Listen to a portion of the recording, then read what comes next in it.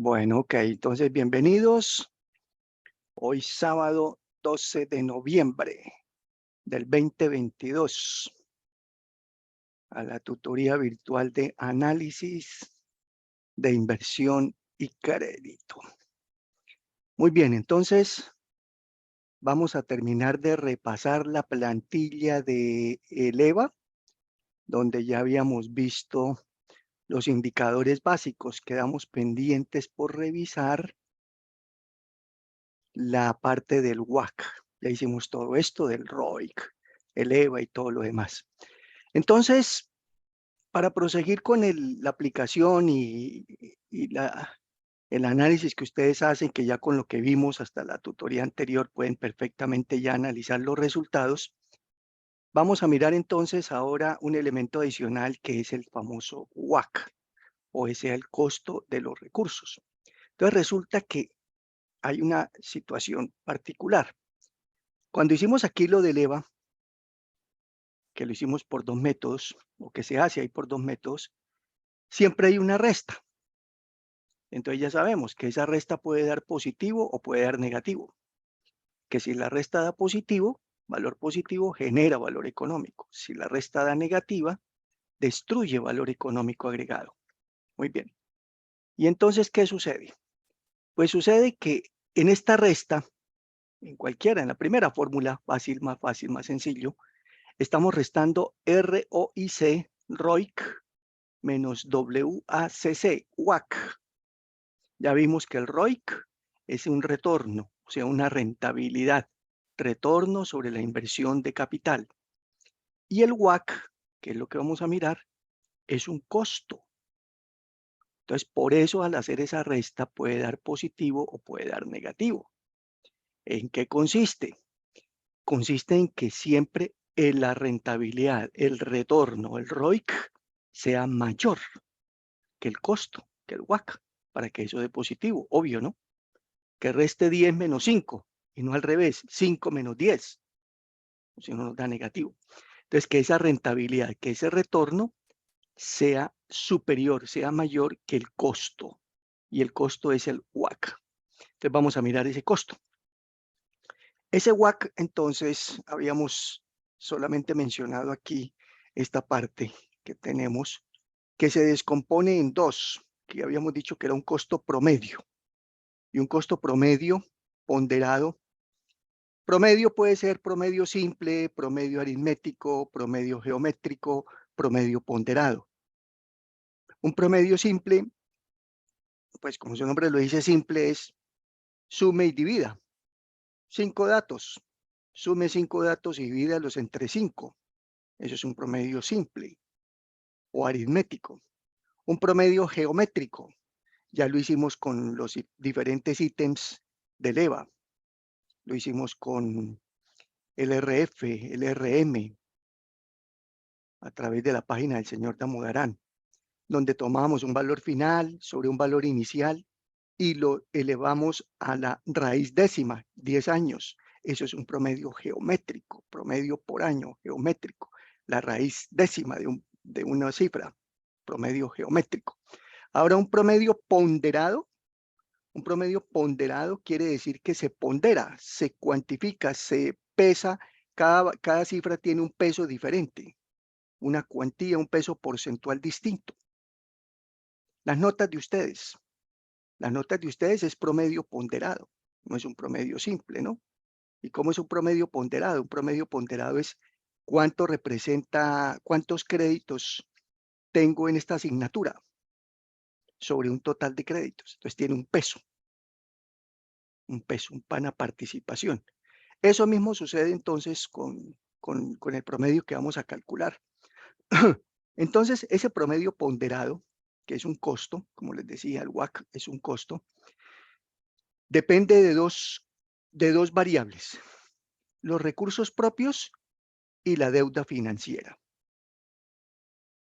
Entonces, toda empresa siempre se apalanca, se financia, apalancar es financiar, o con plata propia o con plata prestada. Nosotros como personas naturales, lo mismo. Invertimos en una casita, en un carro, en una bicicleta, en una moto. ¿Cómo la financiamos? Esa es nuestra inversión. ¿Cómo la financia? Plata propia, plata prestada, todo propio, todo prestado, mitad propio, mitad prestado. ¿Cuánto? Eso mismo le pasa a las empresas, obvio. ¿Cómo se financian? ¿Cómo se apalancan? Esos son los pasivos. Los pasivos son el apalancamiento externo. Aunque en pasivos, cuando uno habla de pasivos de una empresa, no es que en pasivos todo sea deuda con bancos, no, no, no, no, no, no. En los pasivos hay proveedores muy importantes. Hay cuentas por pagar a los empleados. No es que les deban sueldo, es que les deben primas, cesantías que se van acumulando y no se pagan cada mes, se van acumulando, entonces quedan por pagar. Un pasivo son deudas, son obligaciones que tiene la empresa. Le debe a la DIAN.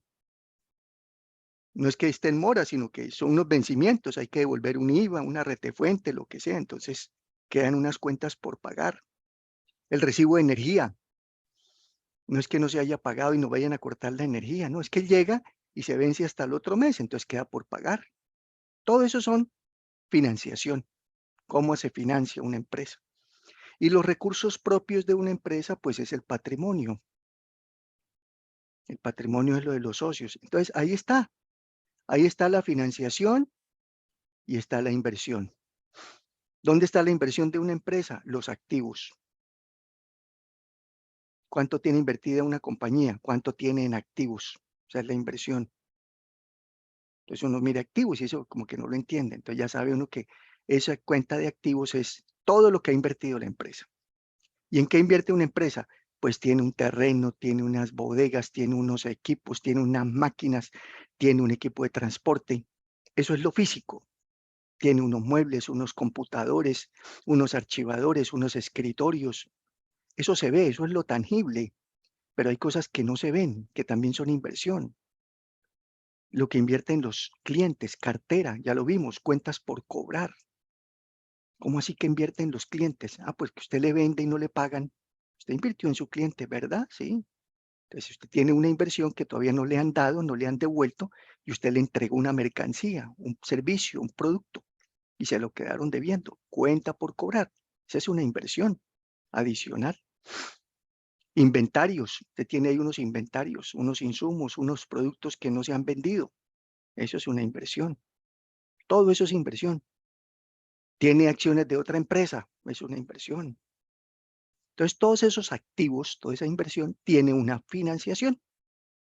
Y la financiación puede ser externa, pasivos, no solamente bancos, no solamente entidades financieras, ¿no? Entiendan, por favor.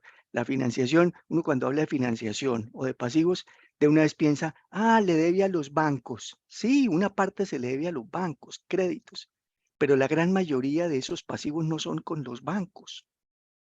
En el caso de Avidesa, yo les mostré, tenía una cuenta grande, mucho más grande con los proveedores que con los bancos. La principal fuente de financiación de cualquier empresa son los proveedores. La primera, más que el banco, más que el crédito. Entonces le debe a los proveedores, le debe a la DIAN, le debe a los empleados, le debe a los socios, le debe a los servicios, le debe de unas deudas de todas las especies y obviamente crédito. Entonces, esa inversión que hizo la puede financiar mediante esos recursos, financiación externa o financiación propia, y la propia es la del patrimonio, que el patrimonio se supone y se entiende que le corresponde a los socios, a los dueños. Entonces, aquí estamos mirando la parte de la financiación, los recursos propios y la deuda. Aquí ya no nos vamos a referir a toda la deuda, todos los pasivos, perdón, todos los pasivos, solamente deuda financiera. Yo ya les pregunté y creo que ya hablamos. ¿Qué es más costoso? ¿Plata propia o plata prestada? Ya hablamos de esto, ¿sí o no? ¿Está eso claro? A ver, Sí, señor. ya sabemos, ¿no? Ok, Sí, profe. ok. ¿Qué es más cara, más costosa? ¿La plata propia o la plata prestada? Y espero que lo entendamos. Muy bien, entonces, ahora vamos a los conceptos aquí que se aplican. Resulta que para calcular el costo de la plata propia, pues muy difícil. ¿Cuánto vale su plata? Ya hablamos de eso. Entonces eche para atrás su película a ver cuántos años lleva usted invirtiendo en usted. Tiempo, no, así no sea plata.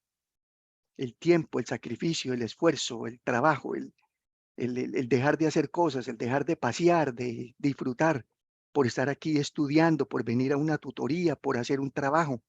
Todo eso es una inversión que tiene un costo que es cómo capitalizo, cómo tengo conocimiento para el día de mañana, tener mejores oportunidades, mejores posibilidades y recibir unos ingresos. Ah, ahora sí tengo plata. Y cuando la reciba va a decir, ¿y cómo la consiguió? Ah, entonces tenga en cuenta eso. Entonces, para cuantificar eso es muy difícil. ¿Qué costo tiene eso? Cada uno tendrá un costo distinto, pero todos tendiendo a infinito, a lo máximo. Entonces resulta que surgió el famoso CAPM, este concepto. Esto es una traducción, todos estos términos son en inglés. Esto es una traducción como se lee de para atrás. Esto traduce Model Price Assets Capital. En cristiano, modelo, precio, activos de capital. Eso es lo que traduce CAPM. Modelo, precio, activos de capital. Y todavía más cristiano es el costo de los recursos propios. Ahí está, costo de los recursos propios es el CAPM. Y entonces, ¿qué hace el CAPM? Mire, el CAPM llegué y hace esto. CAPM dice que es igual a RF más beta apalancado, o sea, L por 1 más 1 menos tax por la relación D sobre K. Eso es lo que hace el CAPM. Ah, y nos falta aquí más RC. Y cada una de esas letricas significa algo, que ya las tenemos allá en la plantilla. Entonces vamos a mirarlas. De ahí sale por lo menos una aproximación a lo que cuesta la plata propia. En este caso es la plata propia de quién, de quien está invirtiendo en esta compañía, en el CAP, en Avidesa Macpollo. ¿Listo? Entonces, aquí, ¿qué vamos a encontrar? Vamos a tener varias cositas, RF, beta L, RM. Ah, me hizo falta el RM. Ah, ¿qué estoy haciendo aquí? No, le estoy diciendo mal. Beta L por, esta es la fórmula del beta. Aquí les estoy diciendo mal. Por RM menos RF. Es así. Así sí. RM, beta L, RM y RC. Ah, D sobre C. No, bueno, ahorita miramos D sobre C y RC. Y cada una de estas cositas significa algo. La R, normalmente aquí en inglés se traduce como risk, riesgo. Risk, R-I-S-K, risk. Y la F, free, libre o bajo. El beta es una medida de sensibilidad y el R es levered, apalancado. Esto es apalancado. El RM es otro riesgo, risk market, risk market, riesgo de mercado. Y el RC es otro riesgo, RC, risk country, país, riesgo país. Por eso las iniciales con C, con M, con F. Ahí está, porque con esos conceptos. ¿Listo? Bueno, entonces, ¿qué sucede?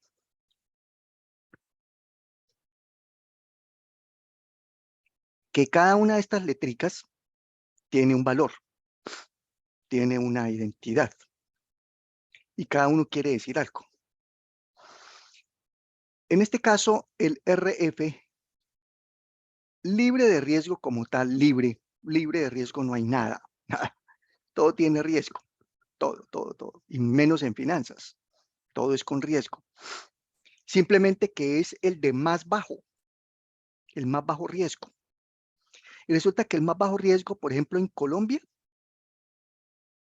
son los títulos TES, los títulos de la Tesorería General de la República.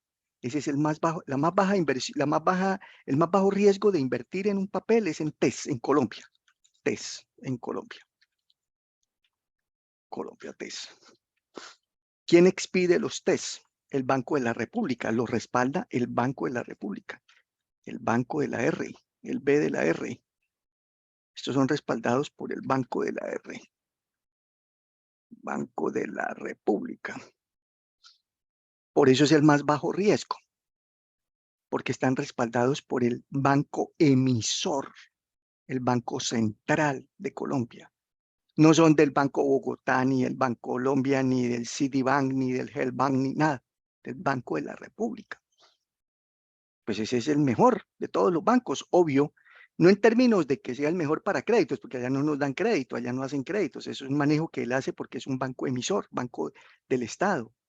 Y ellos tienen esos títulos que denominan TES, se traducen títulos del Estado o títulos de la Tesorería General de la República. Son unos bonos, una especie de inversión. Hagan cuenta como un CDT. Lo que pasa es que no es un CDT porque no es a un año. El TES se emite mínimo a 5, a 10, a 15, hasta 30 años. ¿Quién compra eso? Eso, como dicen, eso es pan comido. Eso es lo que más se vende. Cuando el Banco de la República hace una emisión de TES, que es mercado secundario, es para financiar las famosas OMAS, operaciones de mercado abierto.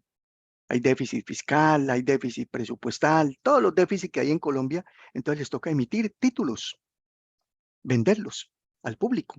Recogen plata, millones, millonadas. Y con eso ayudan al Estado a pagar educadores, a pagar maestros, a pagar fuerza pública, a hacer pagos de gastos de funcionamiento, como ya lo vimos por allá en las políticas fiscales y monetarias. Entonces, esos TES a diferentes plazos los emite el Banco de la República y los compran principalmente los fondos de pensiones, los fondos de cesantías. Las platas que ustedes tienen en sus cesantías, allá van a parar, a esos TES, allá las invierten. Las entidades financieras, si tienen una liquidez que les sobra, no pueden dejar ahí la plata sin utilizar, entonces la invierten en esos títulos. Las fiducias hacen portafolios a partir de los TES y depende del plazo. Eso no quiere decir que uno compre un TES a 30 años y me tengo que esperar hasta 30 años para recibir la plata. No, yo lo puedo comprar hoy a 30 años, un título a 30 años y en diciembre venderlo. Eso se negocia muy fácil. Tienen un poder de negociación bastante aceptable. Los emite el Banco de la República. Eso no quiere decir que entonces el lunes, que es festivo, no, el martes me voy para el Banco de la República y digo, señor, vengo a comprar aquí unos TES que Luis Eduardo dijo. No se los venden, no los venden allá en el banco. Eso se negocian en la bolsa de valores. Toca a través de firmas comisionistas. Las sociedades comisionistas de bolsa son los que hacen. Entonces, usted llama a una firma comisionista y le dice, quiero comprarme unos títulos, unos TES de aquí al año entrante y tener ahí un ahorro, una inversión. La persona que le hace la compra, él mismo después se le encarga de venderlo y le va a dar ahí un rendimiento. Entonces, esos son títulos bastante apetecidos y negociados. Ese es nuestro TES en Colombia. En Estados Unidos, los que hicimos fueron con los bonos del Tesoro, bonos del Tesoro de los Estados Unidos a 10 years, a 10 años. Y el Tesoro de los Estados Unidos es la Fed. Allá no es Banco de la República, sino la Reserva Federal de los Estados Unidos. Ya les digo el símil, por qué vamos a comparar y por qué lo hicimos con Estados Unidos y por qué la inflación de Estados Unidos, eso es. Ese es el RF, ¿ok? Esto para el RF. RF. Para el RM, para el riesgo de mercado. Para el riesgo de mercado en Colombia, RM, Risk Market, en Colombia está el famoso Colcap 20 o 25, póngale. En Estados Unidos, el que usamos, el Standard & Poor's, SIP, Standard and Poor's 500. Mire la gran diferencia. Mientras en nuestro país el mercado, este es el mercado accionario, esta es la rentabilidad o el riesgo en el mercado de las acciones, se mide a través del colombiana de capitalización, los 25 acciones de mayor movimiento o de mayor bursatilidad o de mayor transacción. En Estados Unidos, a través de la Bolsa de Valores de Nueva York, se mide a través de un estándar que se llama el Standard and Poor's. Y son las 500 más importantes. Y se quedaron por fuera millones. Por tanto, este es un mercado 20 veces más grande que el nuestro. Nosotros somos pequeñitos. Entonces, esto es Colombia, esto es Estados Unidos. Entonces, ¿qué sucede? Que si hubiésemos aplicado RF para Colombia y RM para Colombia, cuando vayamos a hacer aquí esta formulita, esta fórmula del CAPM, aquí hay una resta. RM menos RF. Y si aplicamos los indicadores de Colombia, RM, el Colcap 25 y RF, la tasa TES, resulta que esta resta habría dado negativa.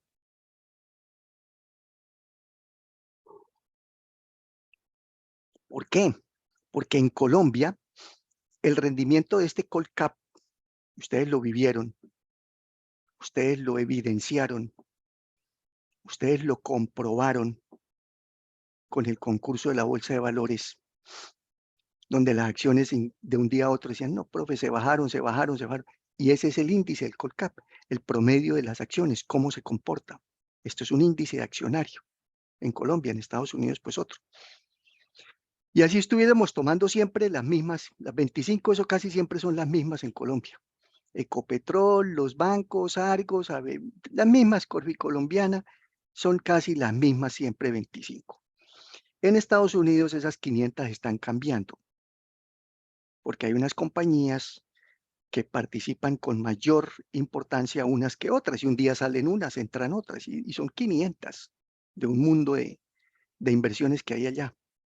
Entonces, ¿qué sucede en Colombia? Que este índice es un número, es un numerito que va generando el rendimiento del mercado accionario en Colombia. Este rendimiento, cuando no es negativo el RM, es un positivo muy pequeño, rinde pero muy poquito. De tal suerte que al hacer la resta entre un rendimiento pequeño de una rentabilidad de unos test que ya son mejores y máxima ahorita con inflación, son bastante alticas, genera un negativo. Y no puede uno ir a decir que entonces el costo de la plata propia es negativo. ¿Cuánto vale su plata? No, mi plata vale negativo. ¿Qué tal que su plata cueste negativo? Es decir, que usted la regala, que se la regalaron y no tiene precio. Que le da lo mismo perder 100 pesos que 1.000 millones. No tiene precio, es negativo. No. Entonces, esto no se puede aplicar así tan católicamente para el caso de Colombia. Por eso nos tocó acudir al mercado de los Estados Unidos.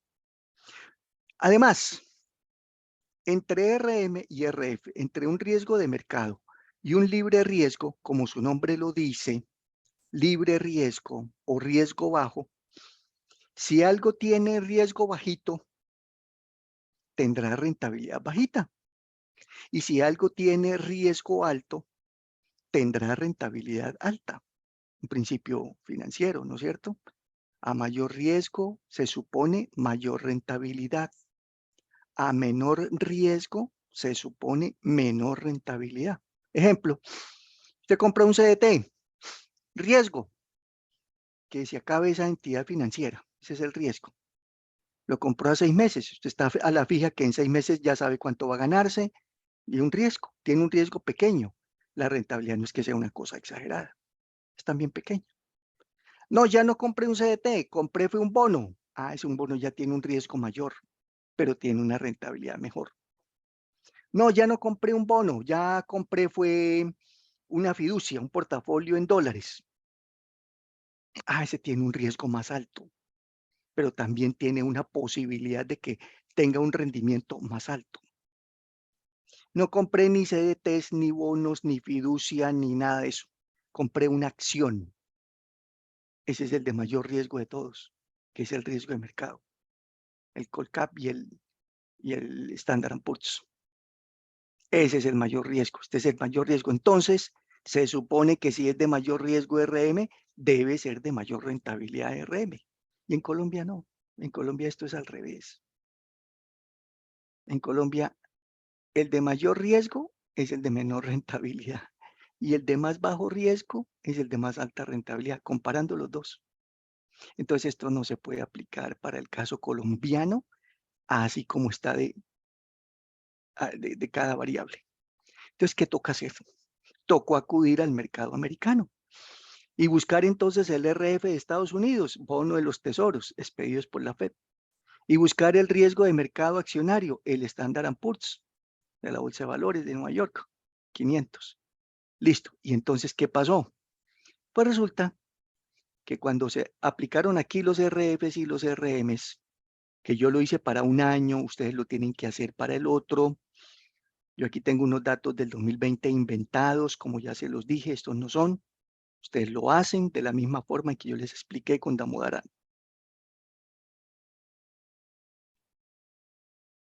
Y entonces, ¿qué sucede? Que si los dejamos así como están aquí, RF 2021 y RM 2021, que aquí se ve la lógica, aquí hay una lógica, vea. Mire cuánto rinde el mercado Standard Poor's en Estados Unidos. Esto quiere decir 16.40. Esa es la rentabilidad promedio de accionario en el mercado accionario, mercado de acciones en Estados Unidos. En Colombia este RM Colcat a veces la gran mayoría de veces es negativo. Y si da positivo es por allá el 1 o el 0 algo, muy pequeño. Y tiene esto lógica. Siendo este el mercado de mayor riesgo, tiene más rentabilidad que este que es el de más bajo riesgo. Y ahí está la relación. 16% de rentabilidad en un año. Buenísimo. Y más en dólares. Pero con un riesgo alto, que usted tuvo que asumirlo. Aquí hay una rentabilidad pequeña, pero va a la fija, porque esto no tiene un riesgo. Que se liquide la Fed. No, eso sí está difícil. Tendrían que ponerle una bomba atómica a la Fed o acabar al país completamente, ¿no? Es de las reservas federales más sólidas en el mundo. Por eso las rentabilidades son pequeñas, son riesgos bajos. Entonces, estos aplicados a Estados Unidos no nos sirve así. Hay que volverlos a lo colombiano. ¿Y qué se hace para volver esto a lo colombiano, a lo nuestro? Se utilizaron las tasas de inflación de Colombia y la tasa de inflación de Estados Unidos. Entonces, con las tasas de inflación de Colombia y de Estados Unidos, que fue el promedio geométrico en los últimos 10 años, y esto quiere decir que la inflación promedio por año, promedio, como es un promedio por año, en Colombia es de 3,87 en los últimos 10, del 2011 al 21. Y la inflación de Estados Unidos en esos mismos 10 años es un promedio de 2,16 por año. Ya la inflación de Estados Unidos va bordeando el 7, casi el 8%, jamás visto. Y nosotros llevamos como en el 12 este año. Bueno, entonces, ¿qué se hace con esto? Con la inflación de Colombia y la de Estados Unidos se calcula esta famosa devaluación técnica. ¿Qué es esto? Es la diferencia que hay entre la inflación nuestra sobre la inflación de Estados Unidos. ¿Cuánto estamos nosotros por encima de Estados Unidos? O sea, hay que restar estos dos. Inflación de Colombia 3,87% menos Estados Unidos 2,16%. Resulta que esta resta no se puede hacer así. 3 menos 2. Para restar, dos porcentajes se dividen. Si quisiera restarlos, tengo que dividirlos. Si quisiera sumarlos, los multiplico. ¿Ok? Entonces, para restarlos, se dividen. Pero yo no puedo dividir 3 sobre 2. Son porcentajes. Entonces, se le suma la unidad. 1 más el 3%, no es 4. Es 1, no es 1% más 3%, no es 1 más 3%. O sea, 1 más 0,03. Este 387, si lo vamos a sumar 1, sería el 387, hay que escribirlo en decimales, el número ¿qué? Número real. 0,0387, porque esto es como si estuviese dividido entre 100. Divide eso entre 100 y eso le da 0,0387 más 1. Dividido entre 1 más 0,0216. Ahí sí se puede dividir. Vamos a hacerlo acá. Entonces esto sería 1 más ese porcentaje de inflación de Colombia sobre 1 más este porcentaje de inflación de Estados Unidos. Ahí los estamos restando los dos. Estamos restando inflación de Colombia con de Estados Unidos. Como le hemos sumado la unidad para poder hacer la división, al final, después de la división de los paréntesis, menos 1. Y ahí ya nos quedó la resta de los dos valores. Eso es lo que hace la evaluación técnica. Y esto obviamente lo convierte aquí a porcentaje, que es el que tenemos aquí. Ahí está, 1,67, 1,67. ¿Ok? Y entonces, ¿qué significa este 1,67? Que en promedio, la tasa de inflación de Colombia, promedio por año, es superior en 1,67% a la de Estados Unidos. Y la del 2020 fue superior en 1,5%, la inflación de Colombia con respecto a los Estados Unidos. Este dato no es cierto porque yo me inventé aquí las cifras, la del 2020. La del 2021 sí es la que hicimos aquí en tutoría. ¿Y qué se hace con esa evaluación técnica? Entonces, si ya tengo una inflación por encima en Colombia, la de Estados Unidos, listo, entonces corrija estos RFs y estos RMs. Y eso es lo que hace aquí el RF ajustado y el RM ajustado. Entonces dice, esta fue una tasa para un mercado americano, bonos del Tesoro a 10 años y el Standard & Poor's de Estados Unidos. Conviértalo a Colombia.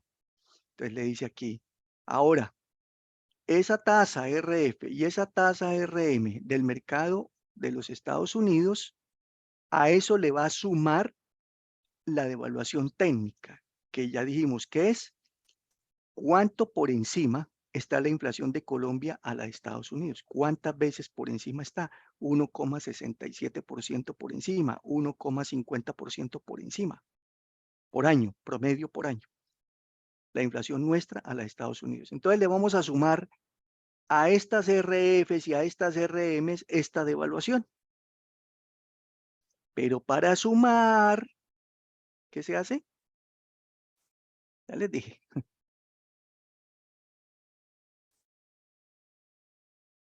No le pusieron cuidado. Para restar, dividíamos. Divide. ¿Y la Para otra se sumar, multiplica? se multiplica. Para sumar, se multiplica. Entonces ahora hay que multiplicar.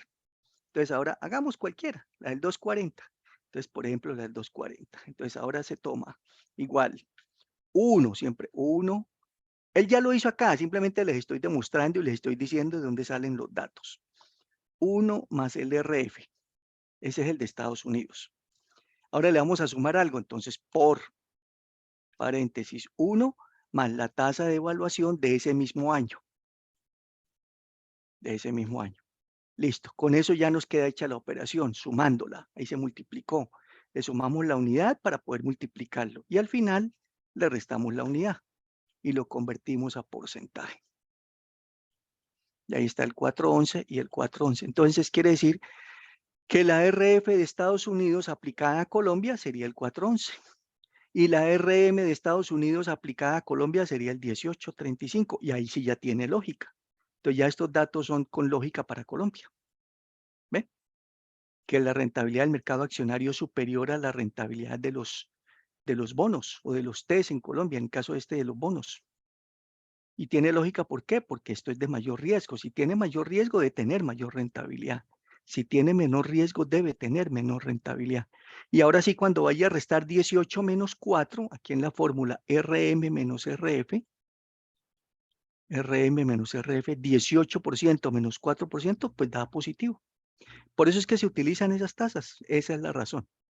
Muy bien, entonces ya con eso, él calcula aquí eso es esa operación. Ahora hay que calcular aquí el beta apalancado, porque aquí ustedes colocaron el beta unlevered, que es no apalancado, y hay que convertirlo a apalancado.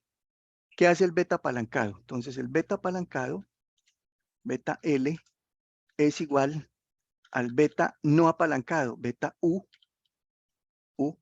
unlevered, por 1 más 1 menos el tax por la relación D sobre K.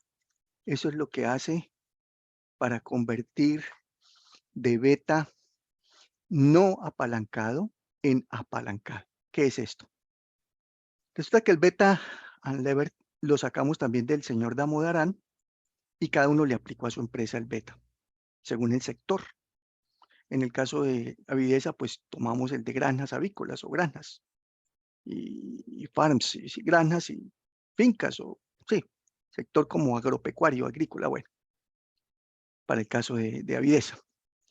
Entonces, al aplicar aquí, este es un beta que se tomó de mercados emergentes, si lo recuerdan, de la columna de mercados emergentes. No lo tomamos de Estados Unidos, ni de Asia, ni de Europa, sino mercados emergentes, que somos Colombia, al que pertenece Colombia.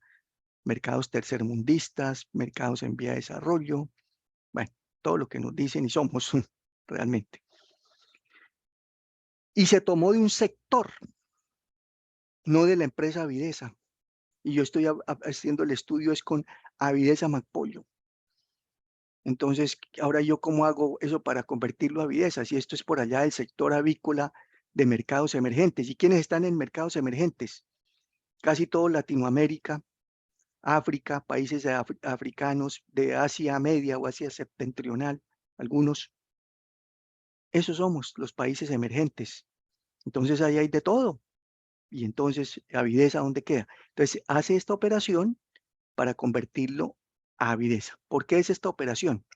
El beta sub, pues es este, 1 más 1 menos tax. Tax es el impuesto de renta de cada año. Este es el tax.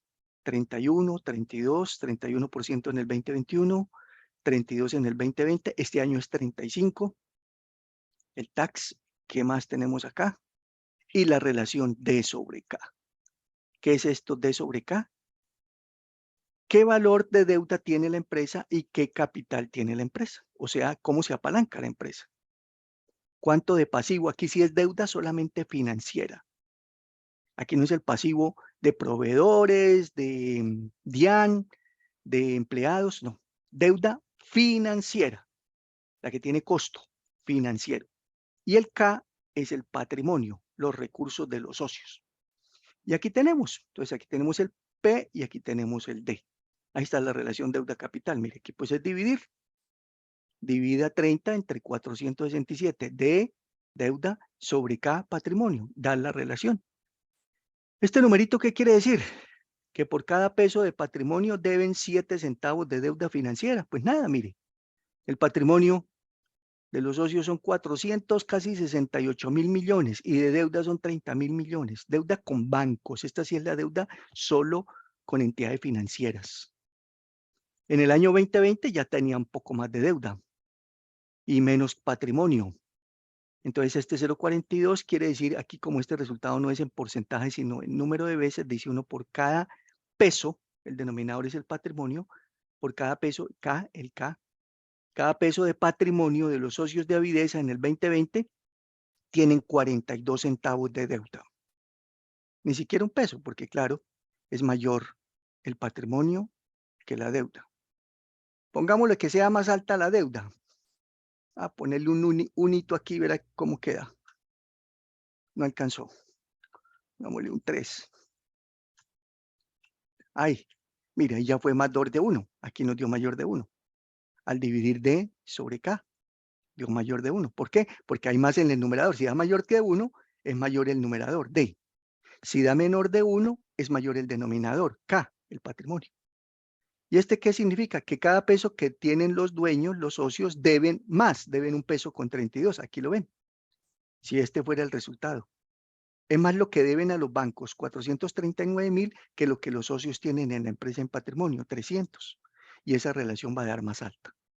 Bueno, Entonces, dependiendo de lo alto o lo bajito. Ese es el valor que tenemos. No, era este. Listo. Entonces, eso es lo que hace aquí el beta.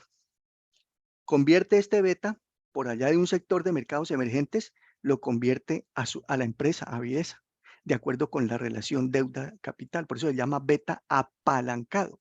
Leverage. ¿Qué significa apalancado? De acuerdo con esta relación de apalancamiento. La relación de apalancamiento la da ese D sobre K. Cada peso de patrimonio, ¿cuánto deben? ¿Cuánto se debe al sector financiero? Listo. Este beta a su vez quiere decir algo diferente. Este es muy distinto para cada negocio. Bueno, olvidé decirles, la evaluación técnica es igual para todos. La RF y la RM que estamos aplicando es igual para todos. Todo esto se mantiene, es igual. La prima, esta prima del mercado es simplemente la resta, prima que se llama un mayor valor. Ahorita en diciembre nos pagan una prima, nos dan un sueldo, medio sueldo más. Entonces es la diferencia entre este RM menos este RF. Eso es lo que se denomina prima. ¿Cuánto por encima rinde el mercado accionario con respecto al mercado de los bonos? Esa es la famosa prima. Esta es la resta entre estos dos. 18 menos 4. 18 menos 5. La prima. ¿Cuánto por encima la RM supera a la RF? Mercado a bonos. Les decía que el beta sí es diferente para cada uno. ¿Y qué es este beta? ¿Cuándo será bueno o malo? Eso depende. Resulta que el beta es una medida de sensibilidad, de riesgo, de desviación. Ustedes que conocen y saben bastante estadística, cuando veían por allá dispersiones medias, la estadística básica, ¿cómo se llama esa? Estadística de probabilidad, bueno, estadística básica, veía uno una nube de puntos, unos resultados, ¿no? Un eje, X, X y Y, una nube de puntos que eran unos resultados. Se lo hacen a uno el ejemplo con estaturas, con peso, con edades. Saquemos la estatura aquí del grupo. Entonces, a ver, dígame la estatura cada uno. Entonces, anoto aquí las estaturas. 1,50, 1,60, 1,70, 1,80, 1,90, diferentes estaturas. Y eso da, si uno lo grafica, da unos puntos. Cada uno hay en un punto. 1,50, 1,60, 1,70, una nube de puntos. Y esa nube de puntos, esos punticos, esos resultados tienen una regresión, tienen una media, que es la desviación. La desviación es la distancia que hay entre cada punto de esos y la media. Y se calcula la media estadísticamente, obvio. La media, ¿qué quiere decir? La que más agrupa a todos. Entonces, ¿dónde está más concentrada las estaturas? Está en 1,65, entonces ahí por eso va a pasar la media, entonces la media va a ser 1,65. Entonces 1,65 menos 1,50, 1,65 menos 1,80, 1,65 menos 1,90, menos cada punto. Esa diferencia se llama desviación, ¿no? Esa es la diferencia, que es la desviación o la distancia que hay entre la media y cada punto. Y eso elevado al cuadrado es la varianza. Eso es lo que hace el beta. El beta toma entonces es el precio de las acciones de ese sector. Cuando entramos a la página del señor Damodarán y vimos ese beta, yo les mostraba que había en una columna el sector. Ahí estaban bancos, químico, petrolero, calzado, plástico, bueno, todos los sectores. Y al ladito decía número de firms, de firmas, de empresas. Entonces, de cada sector habían unas cantidades de empresas, 50, 80, 30, 20, dependiendo de la información que se tenga. Entonces, el señor Damodarán, ¿qué hizo? Cogió de cada sector esa cantidad de empresas que él dice ahí que está tomando y les midió el comportamiento de la acción. Hizo lo que estamos hablando, una nube de puntos y una media. Y sacó una dispersión. Entonces dijo, este mercado tiene que el comportamiento es que los puntos normalmente están aquí, por debajo, por encima, pam, pam, pam, sacó la varianza y la comparó contra el mercado. Y ese es el sector, esa es la empresa. Y el mercado accionario, ¿cómo se comporta? Entonces tuvo que utilizar un índice. Si hubiese sido en Colombia, el Colcap. Si hubiese sido en Estados Unidos, el Standard & Poor's. En otros países utiliza diferentes índices. En Brasil, el BOPEP. En México, el BOMAX. Bueno, diferentes índices accionarios de cada país, de mercados emergentes. Y comparó esa nube de puntos de la empresa de ese sector contra la nube de puntos del mercado. Y eso es lo que da ese resultado de este beta. Es un tema estadístico. Es como una desviación que hay, una relación que hay entre cómo es el comportamiento de la acción de ese sector. Acuérdense que esto es el sector, la actividad, no es la empresa, en comparación con las acciones del mercado, el comportamiento del mercado. Y este beta, como lo vimos también, nunca es negativo. Primero, no es negativo. A ver, alguien me dice por qué no es negativo, según lo que les he explicado, o si la ha cogido, a ver si ha tenido alguna malicia de coger lo que le estoy diciendo y que repase su estadística.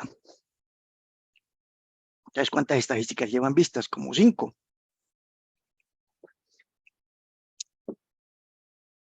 Sé que mi amigo Orlando Ordóñez les dicta estadística aplicada a los negocios. Por estadística, ven estadística de probabilidad, estadística inferencial, bueno, muchas. ¿Por qué nunca es negativo el beta?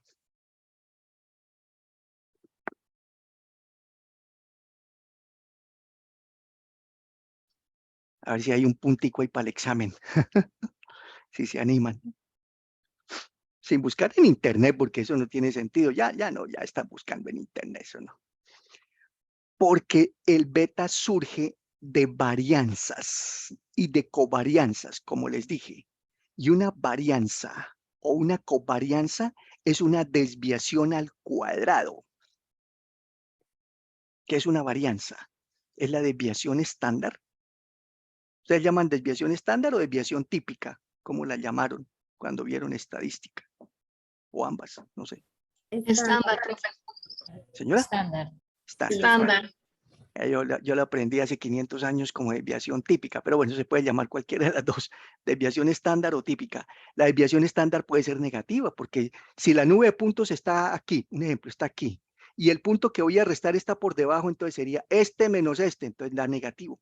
Mientras que los que están por encima sí da este, está por encima de este da positivo. Y los que están por debajo dan negativos. Entonces las desviaciones dan negativas, unos puntos, otros dan positivo. Esta es la media y aquí hay una nube de puntos. Los que están por encima, cuando se resten, desviaciones positivas. Los que están por debajo, desviaciones negativas, que es la distancia que hay entre cada punto y la media, el promedio. Y si fuera solamente con desviaciones, el resultado sería negativo en algunos casos. Pero se toma esa desviación, las positivas y las negativas, y se elevan al cuadrado. Varianza. Entonces, lo que estaba como negativo, al elevarlo al cuadrado, no solamente se eleva al cuadrado el valor, el signo también. Entonces, menos con menos, más. Y el que está positivo, más con más, todavía más, más. Entonces, siempre va a dar positivo. Por eso este beta nunca es negativo. Primero. Segundo, ¿cuándo es mejor? Veíamos allá en Damodarán que los resultados iban de 0, por allá el más bajito que vimos fue 0,20, 0,15, al más alto que podía ser como de 1,8, 1,9. Betas de 2 casi no existen, menos de 3, de 4, no. Entonces, hay un rango entre 0, 15 y 1,8, más o menos son los rangos de los betas. ¿Y cuándo es bueno? Entonces, les explico qué hubiese sido si hubiese dado 1, exactamente un beta 1. Beta igual a 1. Beta unlevered igual a 1. Si hubiese dado un beta unlevered igual a 1, significa que cada vez que cambie, esto lo que quiere decir es, cada vez que cambie el mercado accionario en un 1%, cambiará en la misma proporción ese sector, en 1%. Me explico. Como el mercado accionario puede estar al alza o a la baja. Cuando ustedes hicieron el concurso, normalmente estaba a la baja. Tal vez, no recuerdo bien, pero sí. O sea, que al otro día uno veía que el precio bajó, estaba a la baja, estaban bajando. Y no bajaba una acción, bajaban muchas, o casi todas, algunas, unas no, otras sí. Bueno, estaba a la baja. De pronto algún día sí levantó al alza. Y no solamente una acción, levantaron, hicieron al alza varias. Entonces el mercado accionario puede estar a la baja, disminuyendo, o al alza, aumentando el precio de la acción. Entonces, ¿qué sucede aquí? Con un beta igual a 1, que cada vez que el mercado baje, por ejemplo, baje el 1%, el precio de la acción de ese sector también bajará el 1. Y cuando suba, el mercado sube el 1%, se supone que el precio de la acción de ese sector subirá al 1. ¿Ve? Entonces, ¿qué pasa cuando el beta es mayor o menor que 1? Como es lo indicado. Aquí podemos tener o mayor o menor que 1.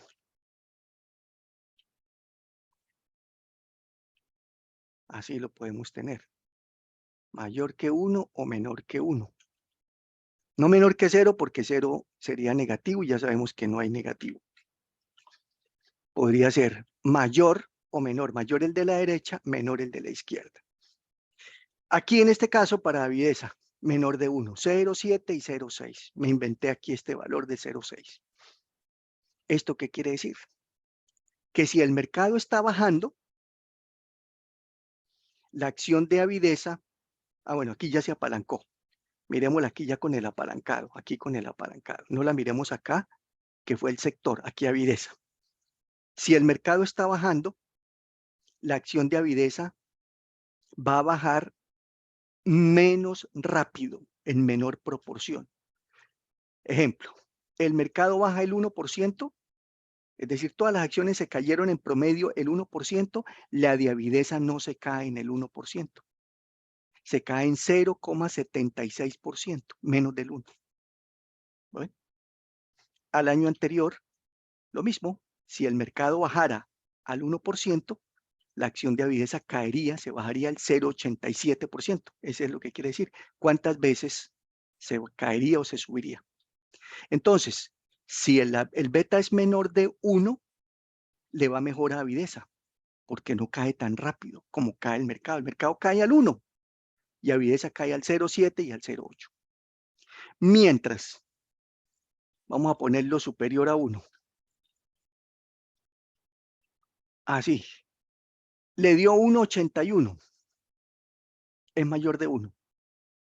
¿Qué pasa si cae el mercado al 1%? La acción de avideza, ¿cuánto cae? 1,81%. Cae más rápido, ¿sí lo ven? Pero al contrario, si sube, si el mercado sube al 1, avideza sube más rápido, al 1,81. Aquí. Cuando es menos de 1, no le va tan bien. El mercado sube al 1, aquí, sube al 1. Avidez apenas sube 0,87%, no alcanza al 1. Entonces, ¿cuándo es bueno tener más o menos de 1? Depende de las condiciones del mercado. Cuando el mercado está bajando, es mejor tener betas menores de 1 porque no cae tan rápido.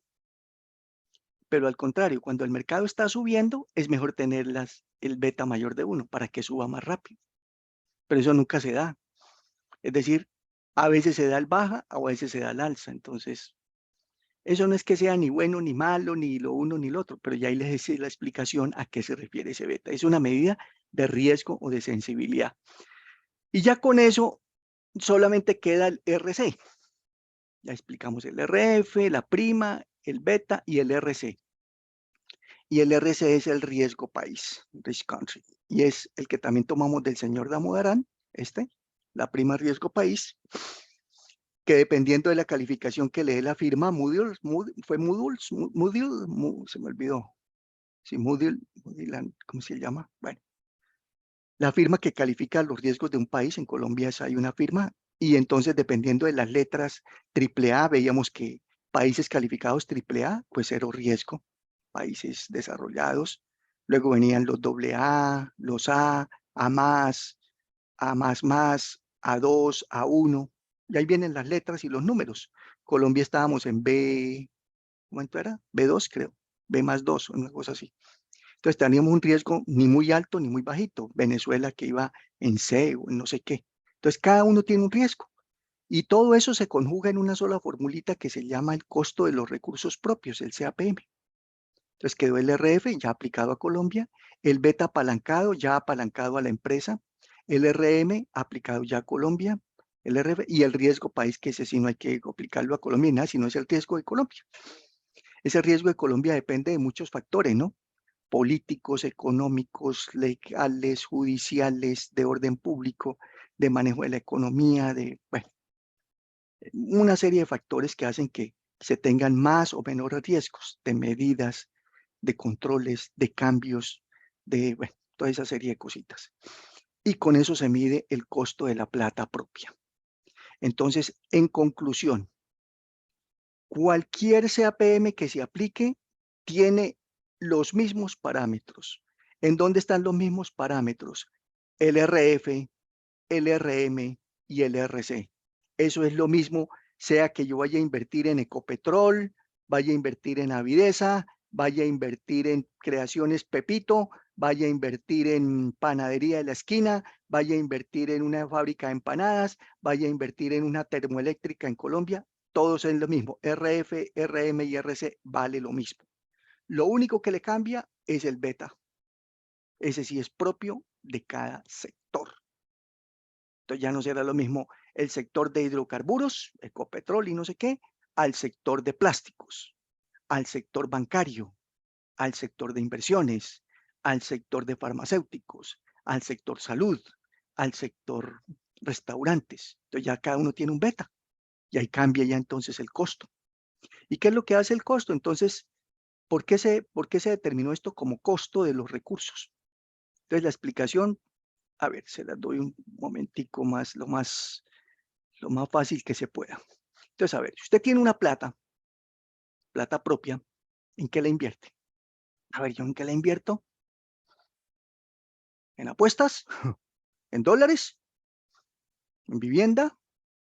¿En educación? ¿En, no sé, en CDTs? ¿En bonos? ¿En prestarla? Y todo tiene un riesgo. Según lo que usted decida, tiene riesgo. Voy a invertirle en tal cosa. ¿Y qué riesgo tiene ese? Entonces, aquí lo que el CAPM hace es, dice, un momentico, para que a todos nos quede como igual, porque cada uno piensa distinto. Vea, ahí solamente en una pregunta que hice, ¿en qué invertiría usted los recursos? Si somos aquí 15 personas, estoy seguro que 15 piensan distinto y dice, cada uno dice una cosa. Y para usted es válido, esa es porque cada uno toma las decisiones de acuerdo con su riesgo. En finanzas uno no puede darle consejos a otro. Que le pregunten a uno, oiga, Luis Eduardo, ¿será que yo invierto en dólares? ¿Usted qué me aconseja? En Fitch Rating, sí, en las famosos, dice aquí Tulia, en los famosos inversiones en estos recursos que están, incluso hay otros recursos que salen a nivel extranjero que son los de ángeles inversionistas. Bueno, hay una serie de inversiones y cada uno toma su decisión de acuerdo con el riesgo que considere. No es que voy a ensayar. Bueno, quiero ensayar, pues va a asumir un riesgo. Entonces, por eso, darle un consejo a otra persona, olvídese. Yo no sé su riesgo, no sé usted qué quiera asumir. Para mí puede ser muy buenísimo, de alto riesgo, invertir en A. Para usted dice, no, olvídese. Entonces, esos consejos no se dan. Se da una orientación, mire, existe esto, esto y esto, pero ¿cuál? Eso lo decide cada uno. Eso no es que me lo decidan a mí, eso lo tengo que hacer yo mismo, propio. Mi riesgo, qué quiero asumir. Entonces resulta que aquí el CAP me dijo, y para ponernos de acuerdo, ¿cómo hacemos para eso? Entonces vamos a trabajar aquí con un modelo. Entonces alguno de esos genios inventó este modelito, esta formulita. Y dijo, mire, un momento. La plata de uno, ¿cuánto puede valer? Esta es una aproximación, no es que sea exactamente, porque ya les dije, cada uno la puede cuantificar. Bueno, poderla es difícil, pero cada uno pues allá en su cabeza dice, ¿cuánto llevo yo trabajando, estudiando, esforzándome, no sé qué, trasnochando? Mi plata vale aquí más que la de todos estos que me están escuchando porque yo estoy más dedicado. Y otros dirán, en cambio, si me la gané facilito, mi plata vale muy poquito. Cada uno tiene su comportamiento. Y aquí para poner a todos de acuerdo, entonces esta persona dijo, un momento, vamos a tomar entonces unos parámetros. ¿Cuánto debería rendir entonces? Como mínimo, ¿cuánto debería rendir? Y entonces aquí está lo que debe rendir, el RF. Y esto sí es como común. Y aquí sí nos ponemos de acuerdo. Oiga, ¿será mejor invertir en un bono del Banco de la República o en un CDT del Banco Colombia? Así sea muy importante. No, el del Banco de la República, que es riesgo más bajito. Bueno, estamos de acuerdo. El RF. Entonces, tomemos el Banco Central de cada país. Colombia, Banco República. Estados Unidos, la FED, que lo tomamos como referente. Entonces, listo. Entonces, la plata propia vale mínimo, eso es lo que quiere decir, vale mínimo, el costo de la plata propia vale mínimo lo que le va a rendir ese título en la Fed, en los Estados Unidos, o en el Banco de la República, en el TES, o en el título que sea de cada banco, de cada país. Ese es el más bajo riesgo. Ya usted tiene un rendimiento. ¿Estamos todos de acuerdo? Para no ponernos a escoger si es el Banco Colombia, el Banco Bogotá. No, ninguno de esos sirve. Es el Banco Central. Y ya, el más seguro de todos. Primer elemento.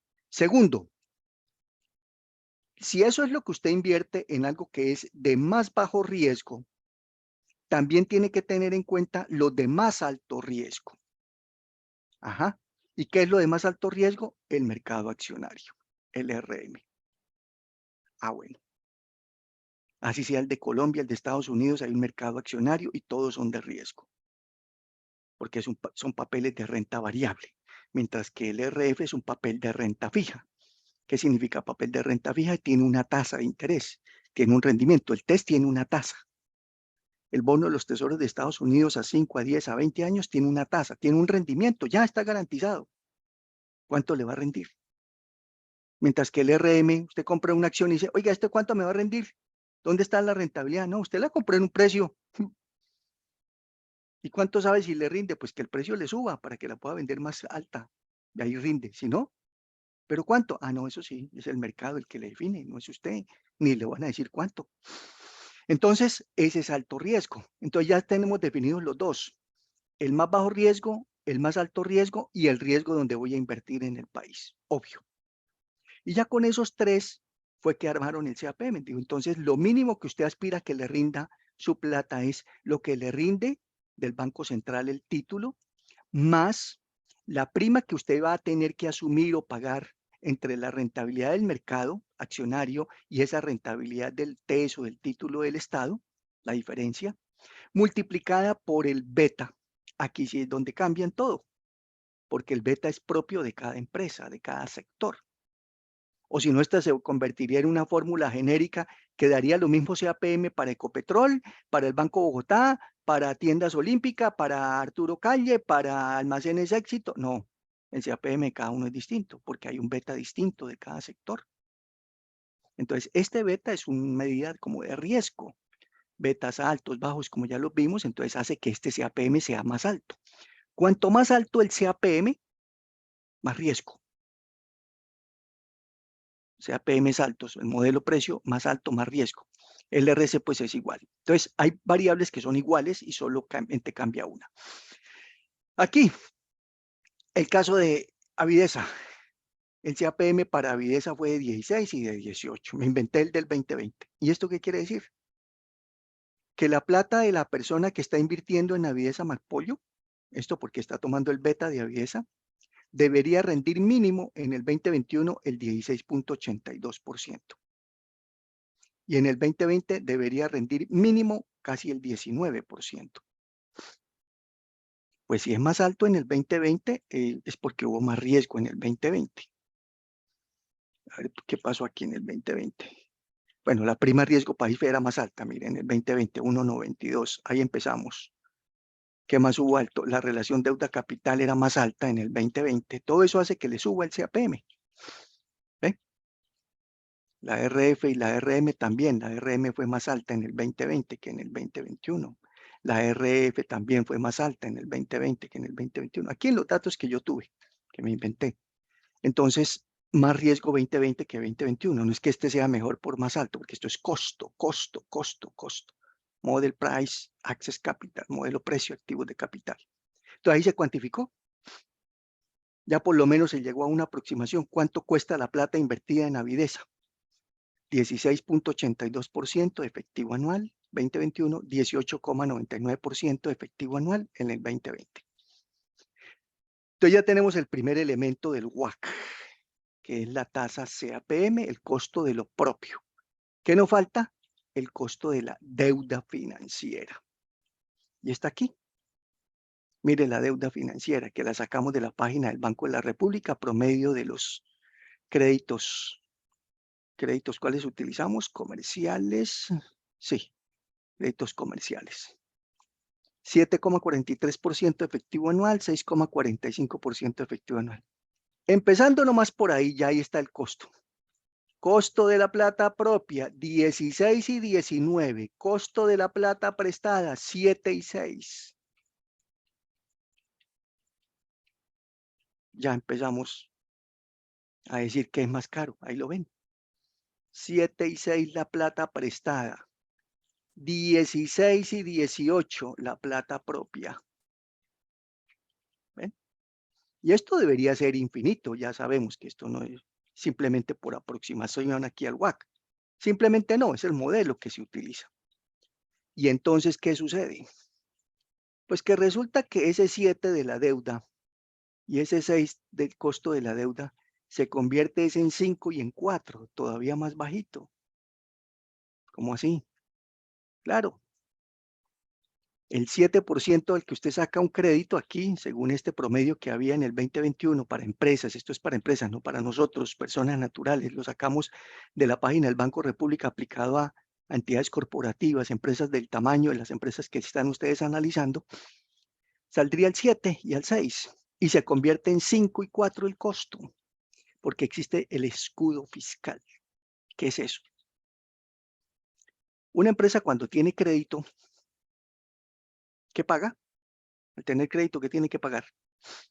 Intereses. Intereses. Y al pagar intereses, ¿qué le pasa a la utilidad?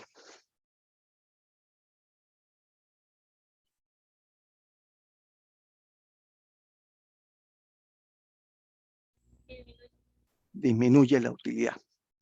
Y si tiene menos utilidad, ¿qué pasa con el impuesto? Es igual, ¿no, profe? Pues menos. Es También igual. disminuye, ¿no? También Sí. disminuye lo que usted va a pagar menos Porque impuesto por menos utilidad. Usted va a profe, pagar un impuesto. ese impuesto es igual, ¿no? Para todos.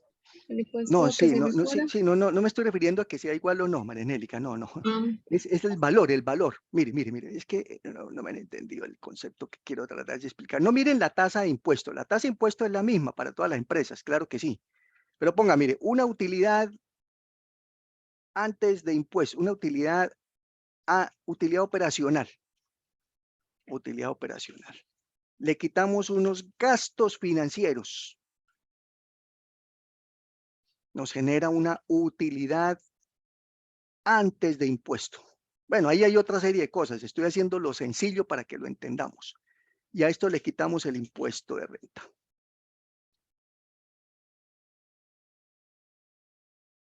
Y nos genera la utilidad neta. Mire lo que pasaría. Vamos a hacer el ejercicio. Una empresa, vamos a hacerlo aquí con las dos. Dos empresas tienen la misma utilidad, 100 pesos, 100 millones, 100 mil millones, 100 mil dólares, lo que sea. Y una tiene gastos financieros altos, 60. Y la otra tiene financieros poquitos, 5. ¿Y por qué una tiene tantos gastos financieros y por qué la otra tiene tan poquito? Porque la una tiene mucha deuda y la otra tiene poquita deuda. La que tiene bastante deuda paga más gastos financieros, intereses. Esta tiene menos. ¿Cuánto le genera de utilidad? 100 menos 60. ¿Y aquí cuánto le genera de utilidad? 100 menos 5. El impuesto es el mismo. Supongamos la tarifa actual, 35%, aplicado ahí de manera directa. Aquí paga 14 de impuesto, aquí paga 33 de impuesto.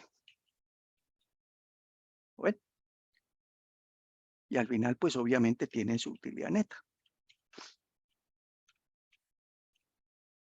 Sí, termina ganando más este, pero lo que nos estamos refiriendo aquí es a este gasto, que es este costo, 7. Que con tener un costo financiero, cuando la empresa tiene deudas altas, gastos financieros altos, su utilidad se disminuye, claro, se le disminuye en 60 pesos. Aquí solamente se le disminuye en 5 pesos o 5 mil millones o lo que sea. Dice, qué bueno, magnífico, muy buena utilidad, pero ahora tiene que pagar impuestos sobre esta utilidad. Va a pagar casi 3 veces más que este. Eso es lo que hace aquí el escudo fiscal. Le dice un momentico, si usted tiene deuda, usted se ahorra impuestos. Entonces convierte este 7 en 5. ¿Cómo lo convirtió? Pues al 7 le quitó el efecto de impuestos. Simplemente dijo más los 7 menos los 7 por el efecto del impuesto. Lo que se va a ahorrar es como lo que se ahorra, 31%. Y ahí le dio el 5.13, que es este que está aquí, 5.13, este.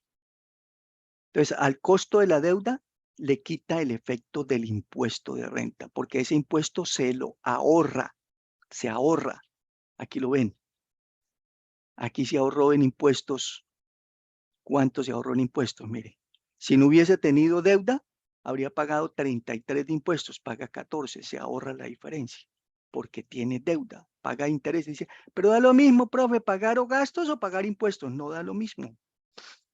No da lo mismo. Entonces eso depende del criterio de cada empresario. Entonces mañana le digo allá a los jefes que se endeuden para que paguen intereses y no paguen impuestos. Y muchas empresas hacen eso. Saque una deuda rápido, rápido, saquemos un crédito, paguemos intereses para no pagar impuestos.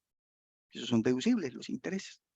Obvio no es así de sencillo, pero ahora, sacar deuda tampoco no es sacar deuda y por sacar, porque hay que mirar liquidez, ¿no? Y capacidad y todo. Y además una deuda no se hace para lo que sea. Siempre una deuda, un crédito que se saque, sea usted una persona natural o sea una empresa, es para invertir. Lo que pasa es que las empresas piden prestada plata, es que para pagar nómina. Gravísimo. Para pagar seguros, para pagar arriendos, ¿no? Como uno pedir prestado para pagar la comida. No. Uno pide prestado para una inversión, para comprarse una cosita adicional, para alguna cosa diferente. Que a uno no le retribuye, porque a una empresa sí. Una empresa pide prestado para invertir, para abrir un nuevo mercado, para ampliar la planta, para comprar un equipo. Todo eso le va a generar nuevos ingresos y va a poderlo pagar ese crédito. Bueno, entonces es el famoso escudo fiscal, que es lo que se ahorra en impuestos la empresa. Entonces ya terminamos nuestro WACC. Entonces, ¿qué sucedió? Que la plata prestada le vale el 5% con escudo fiscal y la plata propia le vale el 16%, como la ven. ¿Qué es más cara? Ya lo sabemos. La propia más cara que la prestada. En el año anterior, la prestada nos costó 4 pesos, 4,39% y la propia casi el 19%. Y con eso se obtiene este WACC, promedio ponderado. Entonces, ¿qué es lo que hace aquí al final? Ahora dice, para ponderar es, aquí está el para ponderar. ¿Cuánto es la plata propia y cuánto es la plata prestada? Aquí está. Plata propia, patrimonio, plata prestada, la deuda financiera. Entonces, sumemos estos dos valores. A sumar aquí en el año 2021. La deuda más lo propio, 2021. La deuda más lo propio es 498. Esto quiere decir que los 30 de deuda con respecto a este total, ¿cuánto representa? El 10%, no sé, 30 de, ni siquiera el 10, no alcanza el 10, al 9. 6, el 6%. Y el resto, pues es la plata propia. ¿Cuánto representa lo propio, patrimonio, sobre el total? Sobre los 498. Los 498 sumar los dos, lo propio y lo prestado. Entonces, se saca una proporción. Esta es la proporción, este es el ponderado. Ponderar, pondere. Calcúlele el porciento. Los créditos suyos, divida los créditos de esta asignatura sobre el total de créditos. Ese es el ponderado. Y eso lo va a multiplicar por lo que saque de nota, para que le calculen el promedio ponderado. Ahora esto no me deja colocar, ahí ya está. Y ahí está que la suma pues tiene que dar 100, obvio, la suma de estos dos, 100. Entonces, esto es lo prestado y esto es lo propio. O sea, esta empresa, ¿cómo se apalancó? Casi todo fue propio, 94%. Aquí está, patrimonio, 467.000 millones. Y aquí fueron 30.000. Estoy haciendo el 2021. El 2020 fue mejor. Hubo más préstamo que propio.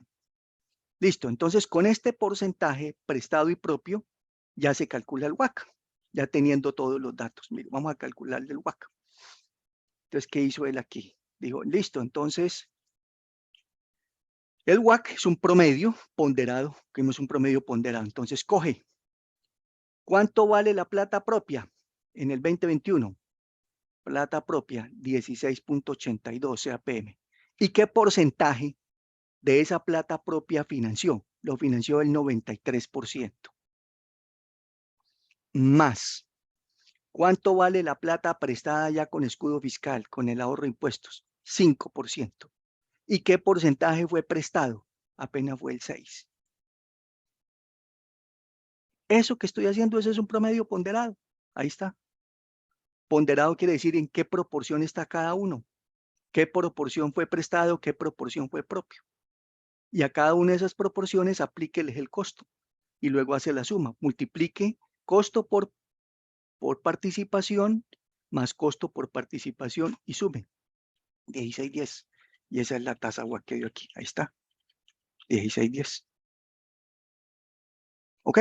Ese es el costo promedio ponderado de la plata. Entonces, ¿qué sucede cuando ustedes hagan ahí su análisis? Que al final del WACC que les dé puede estar más cerquita del costo CAPM, costo propio, o puede estar más cerquita de la plata prestada. Aquí en este caso está más cerca de ¿cuál? Pues obvio, está más cerca de la plata propia. 16.10 es más cerquita a 16.82 que a 5. ¿Y qué significa esto? Pues que es un costo alto. ¿Y por qué fue tan alto entonces? Porque el 94% de la empresa se está apalancando en recursos propios. Y esa es la plata más cara. Mire, la plata más cara que la plata prestada. Pues el WACC también le va a dar alto, caro, costoso. Esto es un WACC costoso. El costo de los recursos en Avidesa es costoso porque hay una proporción de patrimonio más alto que lo propio. Vamos a invertirlo para que lo vean. Voy a invertirle el valor para que vean. Voy a cambiarle aquí un datico. Pongámosle aquí a este 500. Aquí 500, a ver. Ahí está. Bueno, no alcanzo a dar mayor, pero pongámosle entonces algo que no sea más significativo, 800. Mire, ¿qué tal si hubiese sido así? 830.000 millones de deuda y 467.000 millones de patrimonio. La proporción, mire, cambió. Ahora lo prestado es más alto, es el 64%. Y lo propio es más bajito, el 36%. ¿Ve? Siempre suma el 100, que es lo que participa cada uno sobre la suma de los dos, la participación. La suma es 1.200, esto fue 800 más 400, 1.200. ¿Y cuánto es 800 de 1.000? ¿Y cuánto es 400 de 1.000? Para que nos dé aquí siempre el 100. Y el WACC, vea, se bajó a 13. Entonces, con un WACC del 13, ya no está el 16. Y aquí el CAPM, miren lo que quedó ahora, en el 29. Por la relación deuda-capital, porque él vuelve a calcular aquí D sobre K. Claro, él vuelve a calcular esta D sobre K. Mira, aquí ya pasó de 1. Y por lo tanto, el beta apalancado va a dar más de 1. A ver el beta, ¿dónde está? Tiene que darle más de 1. Vea, más de 1, 1,6. Y antes estaba dando 0 aquí, 0 y 0, 0. Entonces se subió el costo, quedó un costo todavía más alto porque ahora tiene mucha deuda. Entonces la plata propia vale mucho más con deuda, pero al final el WACC, el costo ponderado se redujo porque está utilizando más plata de la barata, de la prestada, que de la propia. ¿Ven? Entonces, al final, este 13 estará más cerquita de 29 o de 5. 13, 16, 8, está más cerquita de 5. De 5 para llegar a 13 faltan como 8%.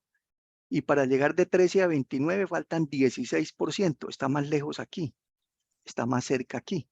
Entonces, si está más cerca al costo de la deuda, está más bajito el costo, el promedio es menor. Por eso el costo es más pequeño. No el 16 que teníamos ahorita, ni cercano a este 29, sino más cercano a 5, porque está utilizando más recursos de crédito que propios. Eso es lo que analizan ustedes cuando les dé el WACC. A ver qué les está generando el WACC. Vamos al origen, ¿cómo era que estábamos? Así creo. Sí. Listo. ¿Ven? Entonces usted al final les da un WACC y lo miran si está más cerca a cuál, al CAPM o a la plata prestada. Y si está más cerca a la CAPM, muestre a ver, es que está tomando mucho valor propio. Sí, claro, mire, patrimonio 400 y lo prestado apenas 30, lógico, le tiene que dar un costo bastante pegado a lo más costoso, a los recursos propios. ¿Está claro? O al contrario, le va a dar más pegado a la plata prestada, que es la más barata. Y ese costo entonces al final es el que ya hicimos la comparación, ya lo comparamos aquí con el ROIC. Entonces veíamos como el ROIC sin depreciación en el 2021, muy buen rendimiento en Avidesa, 36%. De cada 100 pesos invertidos en la operación, en los activos, le genera 36 pesos de utilidad operacional después de impuesto. Entonces 36 ROIC, al hacer la resta ROI menos WACC contra el 16 que acabamos de mirar ahorita, 30 y, ¿qué? 30 y qué bueno. 36% de ROIC menos 16% de WACC, aquí, para este caso, dio positivo este valor. 36 ROIC menos 16. Eso fue la operación que él hizo aquí. 36 del ROIC del 2021 le restó el WACC del 2021. Y el WACC del 2021 fue de 16. Entonces, ¿qué significa? Fue mayor el rendimiento que el costo de la plata utilizada. Mientras que en el 2020 fue al contrario. El ROI apenas fue el 3. Nada, un solo dígito ya muy pobre. Ya vimos problemas de ventas, menos utilidades, menos rendimiento. Apenas rindió 3 la plata, 3.6. Y el costo de la plata utilizada le costó a la empresa 14. WACC de ese año, 14. Pues al restar 3 menos 14 le generó el negativo, este negativo. Y con depreciación se mejora, que es sumarle a la BODI la depreciación. Claro, mejoramos aquí del 36 sin depreciación el ROIC a 45 con depreciación, que aquí se le sumó. Eso en el 2021. Y en el 2020 mejoramos de 3,69 sin depreciación a 12,42. Pero no alcanzó. Aún con depreciación, el 45 sí sobrado, 45 con 16, pues da positivo, 45 menos 16, pero 12 de ROIC menos 12 menos 14 no alcanzó.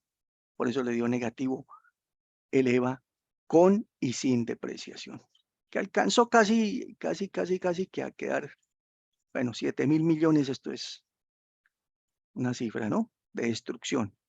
Y esto que de cada 100 pesos que vende, destruye 61 centavos. De cada 100 pesos que vende, destruye 2,94 centavos, 2 pesos 94 centavos de valor económico agregado. Y cuando es positivo, genera, de cada 100 pesos que vende, genera 5 pesos con 73 de EVA, genera 3 pesos con 89 de EVA. Y ya con eso, ahora sí quedó, pero más que completo el arbolito explicado y con todo el detalle. El curso, muestre a ver cómo andamos aquí de tutorías y de cosas. Análisis de inversión y crédito, IG1. Estamos aquí, ¿no? 12, tutoría virtual. 19. De hoy en 8 tenemos presencial. Bueno, listo, Dios mediante. Entonces, allá el 19 vamos a mirar el último tema, que es el mercado público de valores, para que ahí entreguen el último producto. El 30 de este mes entregan este. No, este es. Este ya, el 16, la plantilla. Y el 30 ya el mercado público, el otro, el mapa conceptual. Entonces, la otra semana entregan la plantilla que ya hemos hecho y que ya hemos repasado. El 19 miramos lo del mercado público para que queden listos para el examen. Miramos aquí el 19. Yo les subo esta semana el cuestionario para que repasen y tengan ahí algunos ejercicios para que practiquen. ¿Ok? Y el 26 va el examen. Espero que estén todos en el examen para no ir el 3 de diciembre, no me hagan ir el 3 a opcional ni nada de esas cosas. Todos el 26 y salimos de eso. Y ya. ¿Ok? Señorita Tulia.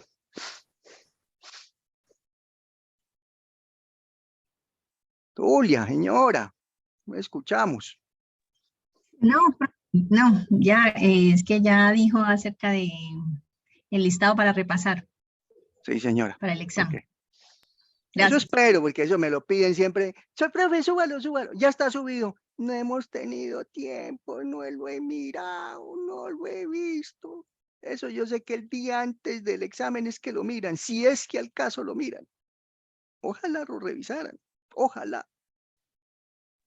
Llegan al parcial, al examen. Uy, pero eso es lo mismo que está ahí, revísenlo, analícenlo. Pero no, ya somos colombianos, yo me incluyo.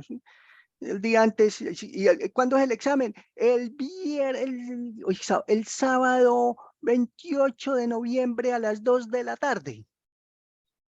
¿A qué horas miró usted el cuestionario? El sábado 28 a la 1 de la tarde lo miré.